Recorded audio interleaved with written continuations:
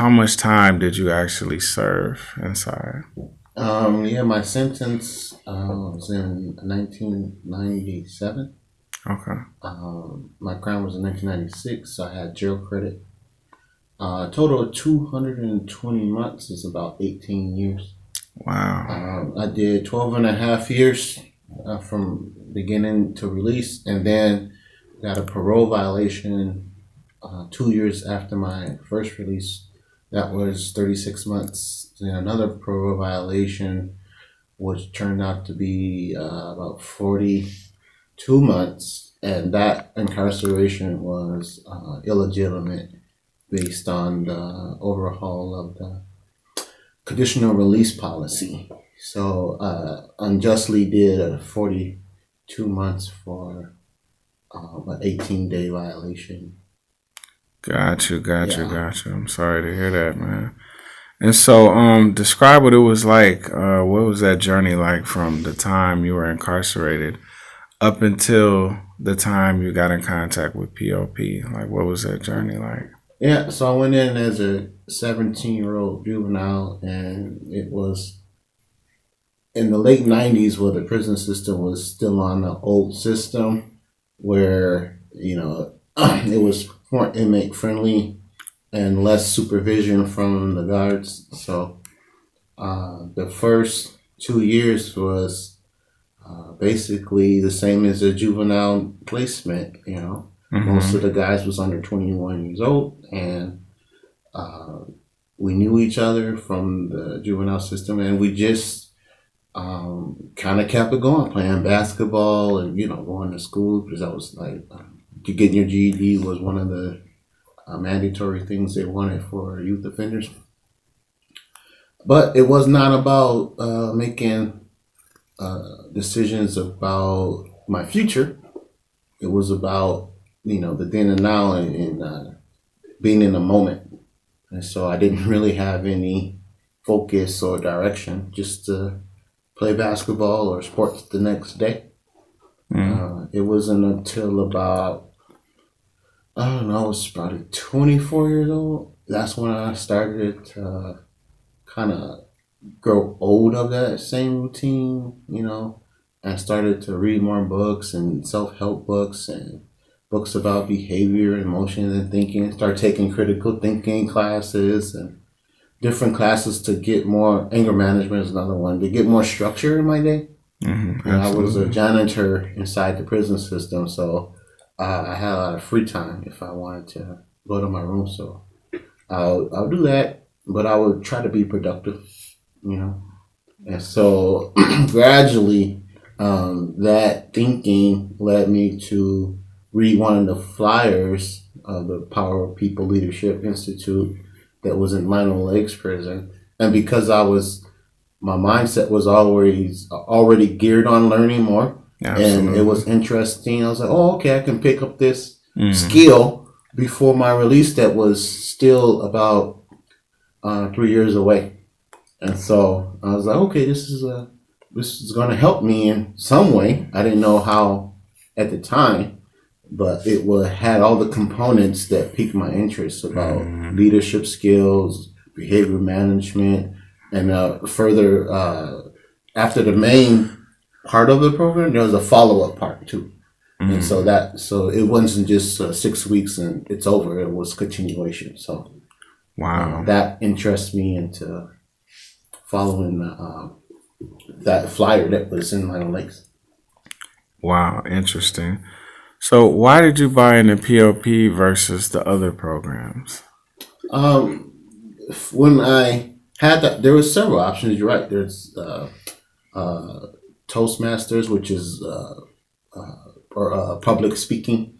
There were some math courses. There were some post-education. After you have your GED, there's some post-education classes. But it still wasn't the right vibe. And then when you ask other people, hey, what's this about? What's that about? And they say, oh man, you will love this class. It's like the teacher is got a lot of energy. He's very charismatic. He communicates well. He's a good brother. I was like, okay, what about this class? Oh, it's hard. It's difficult. And you really don't get too much out of it, And so I was like, well, obviously I want to get something out of it because I'm spending Monday night or Tuesday night like an hour and a half, 2 hours of my time. I don't want to just waste it. And so word of mouth, and the people who already took the classes from Power of People Leadership Institute, they talked it up real good, and so I joined. Wow. And so, after you took the class, you could have decided to leave, but what made you stay and continue to be a part of the POP movement? Yeah, it's not for those who are seeking to better themselves, or for those who crave knowledge and deeper understanding. You gonna come back. You can't not just take one class and not come back, because the energy, the teaching, the interaction, the feedback on the homework, it's all uplifting and powerful to make changes, to take action steps, to dive deeper into yourself, to figure out your habits and your behavior, all the things that you need to change. Brother Shane was there to help you make those changes, and he will give you feedback on how to better yourself or what you need to improve on. And it was all love. He didn't hold back on the specifics about your homework or specifics about your attitude and behavior. He expected the best, and it's like a coach, a basketball coach or football coach. It's like your performance is a part of the team, and the coach is going to lead you there. And if you listen and you follow, you're going to be excellent and excel in what you do. So I kept coming back. Wow. And it's been about 12 years now, off and on. It's been about 12 years since I first started. Wow. And can you think of any ways that the Power of People have been able to support you in any kind of way? Yeah. Brother Shane is with me. I was, like I said, I was in from 16 to 28, and so he had a lot of hands-on when I got released. You pause it. Oh, so I had a hands-on. He was at the African American Men's Pride. That was the name back in the day, and again, he was like, okay, what are you doing? What are your goals? What are your job? What are your school ideas? And at the time, I was still kind of figuring out life. And he's like, okay, you want to, go to Summit. And he had connections at Summit. So Summit Academy for the construction, that's where I went. I didn't make it. I had some other distractions, other issues. But he was there. And then when it came to housing, he also came with some suggestions and some feedback. And then when it was an emergency, I wasn't making enough money or whatever, he had the pop group. There was a collection. I was able to pay my rent for that month. Wow. So the help is there. Your behavior dictates how much help you get. If you're acting like a knucklehead, obviously you're making all these wrong decisions and choices. But if you're about your business, about your goals, striving, then pop go to the end of the road to help you and make sure that everything was taken care of so you can succeed. Wow. Yeah. And where do you think you would be without Power of People? Well, that's where it's the same as my religious beliefs. It's like I will be in the same rut, in the same thinking, without making hard decisions and choices and looking within myself to see what I want and what I don't want.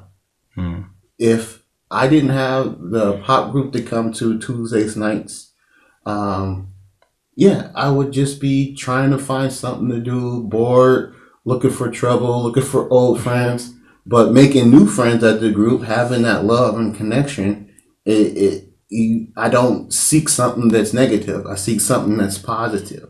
And like I say, the energy at the group, the brotherhood at the group, the sisters, we all are family.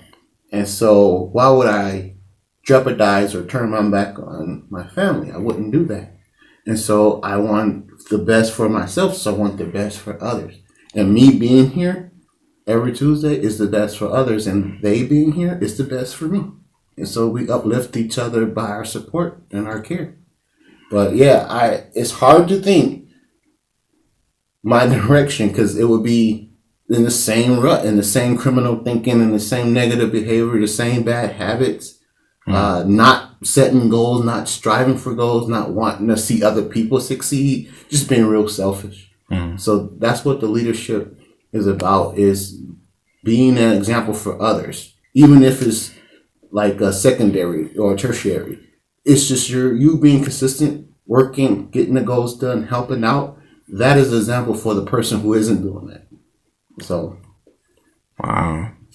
And last question, man, if you could say anything to Brother Shane or Dr. Verner, what would it be? and Dr. Vernon, thank you for the book, the purple book. There's nothing more spectacular than a book that speaks to your heart and asks you to work for something that's better. And then on top of that, you can identify the different people who you interact with every day, and the different people who can help you excel, and the people who keep you from excelling. And a lot of those people are which is your family members sometimes, or your friends. And so understanding who I'm around and how they would elevate me, that is priceless. So Dr. Verner book is irreplaceable. And I wish more people would discover it so they can see other adders and multipliers in their life.